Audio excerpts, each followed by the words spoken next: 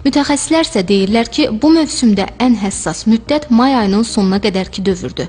Əgər o vaxta qədər hava şəraiti normal keçərsə, kənd təsərrüfatında məhsul istehsalı üçün hər hansı çətinlik olmayacaq.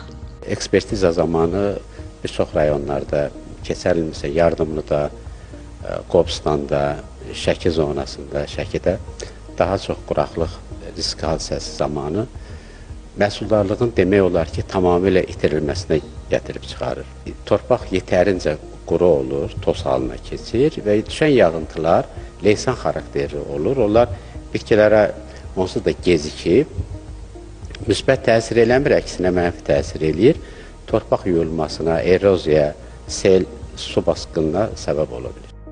Xüsusilə əkin sahələri, taxıl, pambıq, bostan bitkiləri, meyvə bağları və s. kimi təsərrüfat sahələri təbii fəlakətlər üçün daha həssas ərazilər hesab olunur.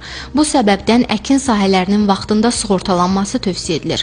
Sığorta haqqında tətbiq edilən 50%lik dövlət dəstəyi sayəsində sahibkarlar və fermerlər cüzi ödəniş etməklə öz təsərrüfatlarını çoxsaylı təhlükədən qoruya bilərlər. Sadəcə əkin-biçin sahələri, kənd təsərrüfatı sahələri deyil, həm də fermer təsərrüfatlarının sığortalanmasında fayda var. 2024-cü ildə Aqrar Sığorta Fondu tərəfindən fermerə ödənilmiş 5,2 milyonun bir 35%-ə yaxını sel su basma və dolu hadisəsinə bağlı baş vermişdir. Bizim keçənki dövrlərdə bir qərb zonasında bir fermerlərlə bir görüş keçirilmişdir. Orada bir fermer ayağa qalxaraq öz təsərrüfat 85 baş iri xırda buynuzlu heyvanın sel su basma nəticəsində tamamilə təhrif olduğunu bildirmişdir. Hesablanmışdır ki, təxminən 26 minə yaxın fermerin təsərrüfatına zərər dəymişdir və vermə vaxtında 700 manat öz təsərrüfatını sığortalanmaq üçün ödəniş etsək təqdirdə 26 min ödənişi tam alacaq. Təəssüf olsun ki, fermer sığorta paketindən istifadə etmədiyinə görə zərər qarşılanmamışdır.